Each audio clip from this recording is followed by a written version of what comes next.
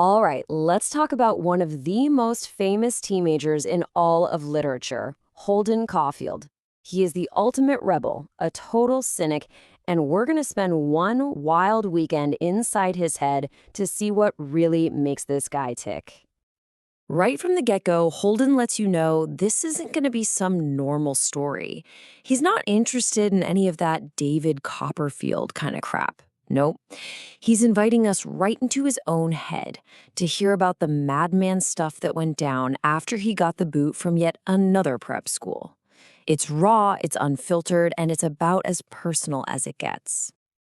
Okay, so to really get Holden, you first have to understand his number one complaint, the single word that basically defines his entire view of the world and messes up just about every conversation he has.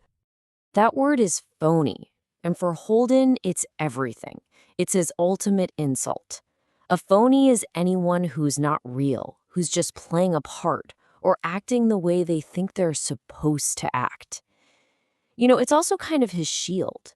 It's his way of defending himself against the complicated, hypocritical, and honestly pretty scary adult world he's about to be thrown into. And believe me, he sees phonies everywhere. And man, his list of phonies is long. It starts with his own school, Pensy Prep, and their bogus ads about molding boys into these amazing young men.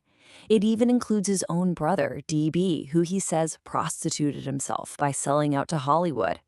Just look at these examples. Actors who are a little too smooth, people who get weepy at sad movies but are jerks in real life. To Holden, the whole world is just full of fakes. So, since he hates this phony world so much, Holden is desperately trying to find something, anything real, a genuine connection. But here's the problem.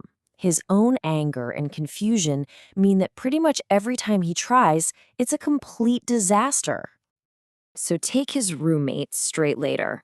Holden is trying to have a real conversation, but all he can think about is that Straight Later went on a date with Jane Gallagher, this girl from his past who, to him, represents real innocence. Well, his attempt to connect just turns into a massive fight, and he ends up with a bloody nose for his troubles. And his date with Sally Hayes? Oh, that goes even worse. In his moment of total desperation, he tells her he loves her and that they should run away together and live in a cabin. But when she hits him with some practical, phony adult logic, his whole fantasy just shatters. He completely blows it up and ends up insulting her. This next one, though, this really shows you how mixed up he is. He's so lonely, he actually hires a prostitute. But when she shows up, she seems so young and nervous that he just gets incredibly depressed. He realizes he doesn't want sex at all. What he's starving for is just to talk to someone.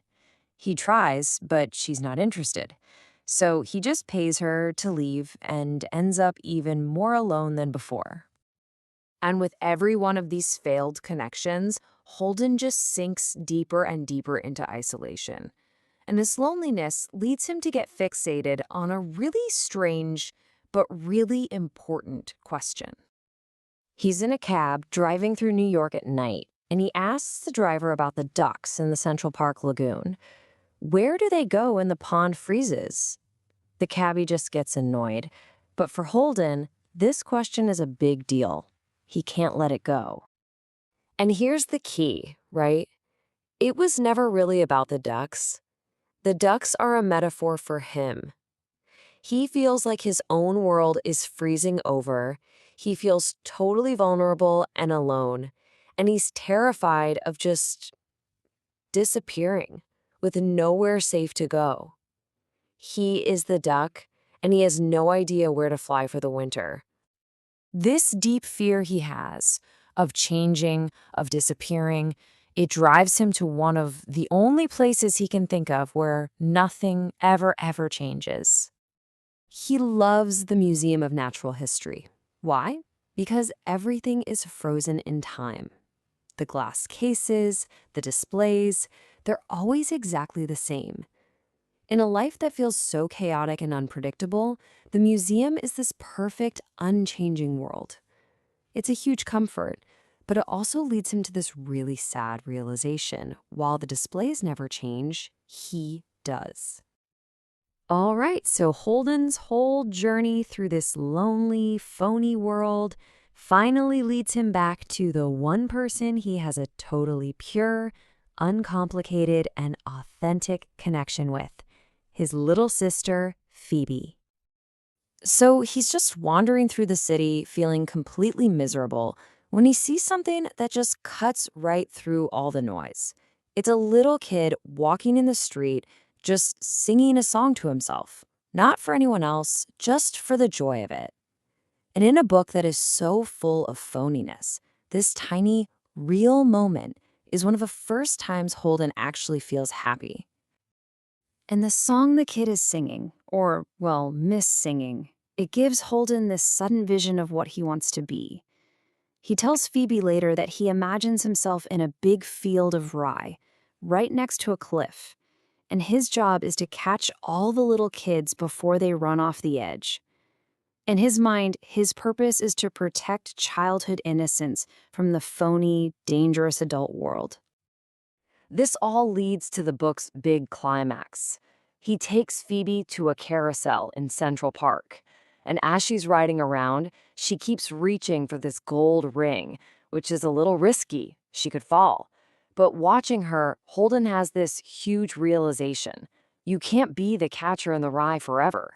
You can't protect kids from everything. You have to let them take risks. You have to let them grow up. Then it suddenly starts pouring rain. But Holden doesn't move.